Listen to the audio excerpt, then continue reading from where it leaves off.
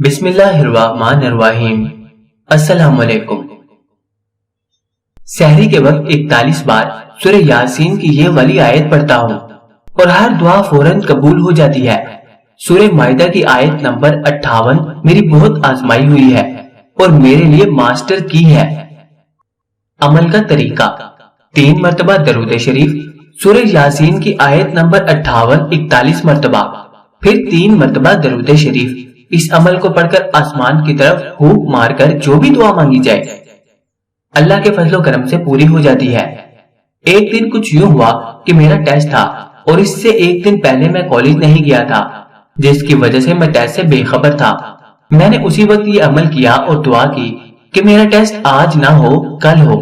ابھی دعا مانگی ہی تھی کہ سر نے کہا آج ٹیسٹ نہیں ہوگا اور میری دعا قبول ہوئی اور مجھے ٹیسٹ یاد کرنے کا موقع مل گیا۔ جب بھی مجھ سے کوئی چیز گم ہو جاتی ہے تو میں یہی سورۃ یاسین کی آیت نمبر 58 41 مرتبہ پڑھتی ہوں۔ پڑھنے کی دیر ہوتی ہے، مجھے میری وہ چیز مل جاتی ہے۔ اس عمل کو میں نے اپنے امتحانات میں بھی بہت آزمایا اور اللہ کے فضل و کرم سے مجھے بہت فائدہ ہوا۔ میرا مشکل سے مشکل پیپر آسانی سے حل ہو جاتا ہے۔ اب چونکہ رمضان المبارک کا مہینہ چل رہا ہے تو اس عمل کو سحری کے وقت کیا جائے تو بہت فوائد حاصل ہوں گے۔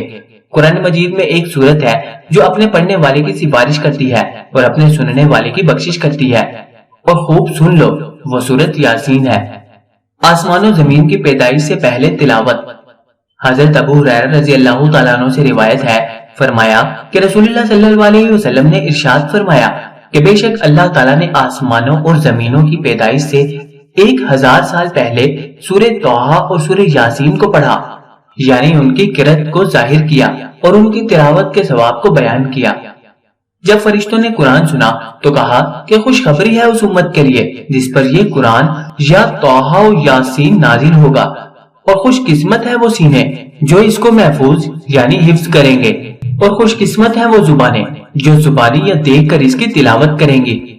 رسول اللہ صلی اللہ علیہ وسلم کی تمنا۔ حضرت ابن عباس رضی اللہ تعالیٰ عنہما سے روایت ہے، فرمایا کہ رسول اللہ صلی اللہ علیہ وسلم نے ارشاد فرمایا کہ میں پسند کرتا ہوں کہ سورہ یاسین میری امت کے ہر انسان کے دل میں ہو، صبح و شام خوشی میں۔ حضرت یحییٰ بن ابی کثیر سے روایت ہے، فرمایا کہ جس شخص نے صبح کو سورہ یاسین کی تلاوت کی تو وہ شام تک خوشی میں رہے گا، اور جس شخص نے شام کو سورہ یاسین کی تلاوت کی تو وہ صبح تک خوشی میں رہے گا۔ اللہ ہم سب کا حامی و ناصر ہو، آمین۔